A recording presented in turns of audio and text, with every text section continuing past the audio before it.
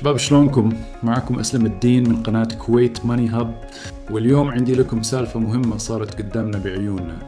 واحد من المستثمرين نشر إنه اشترى سهم سبوتيفاي سبوت على سعر تقريبا $440 بعد ما صار تراجع بسيط بالسعر، وقال إنه ناوي يبيعه قبل إغلاق السوق بنفس اليوم.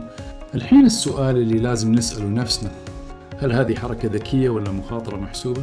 شوفوا يا جماعة، سهم سبوتيفاي معروف إنه من أسهم النمو، يتحرك بسرعة مع الأخبار ونتائج الأرباح وعدد المشتركين والإعلانات الرقمية، ولما يصير في نزول سريع بعض المتداولين يعتبرونه فرصة شراء على الدب عشان يستفيدون من الارتداد السريع.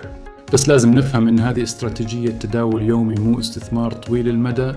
يعني أنت داخل عشان تطلع بسرعة، الربح يكون من فرق بسيط بالسعر، لكن بالمقابل المخاطرة بتكون عالية.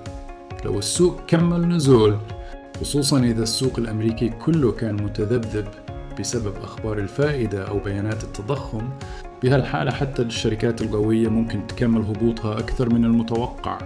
فالفكرة مو بس إن السعر نزل إذن أشتري، لازم تشوف حجم التداول تجاه السوق العام، مستويات الدعم الغريبة، وهل في خبر إيجابي ممكن يدعم الارتداد ولا لا. وأهم نقطة، إدارة رأس المال.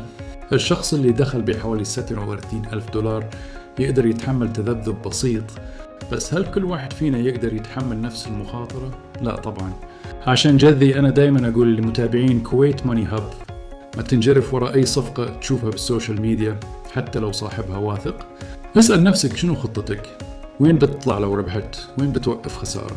لو انعكس عليك السعر، التداول بدون ستوب لوس مثل تمشي بطريق سريع بدون فرامل، خصوصا بأسهم النمو مثل سبوت اللي تتحرك بدولارات كثيرة خلال ساعات. إذا السوق ارتاد ممكن يعطي 800 إلى 400 بسرعة، لكن لو كسر دعم قوي ممكن ينزل نفس النسبة أو أكثر.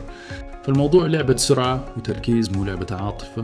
وإذا أنت مستثمر طويل المدى، لازم تنظر للشركة من ناحية نمو الإيرادات، توسع المشتركين، الربحية المستقبلية، مو بس حركة يوم واحد.